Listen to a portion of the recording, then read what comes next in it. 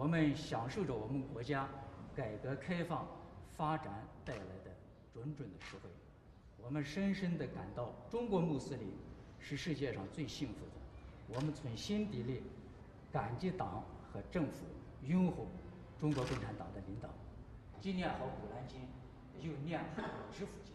爱国爱教，守法守纪，使我们宗教与社会主义社会相适应。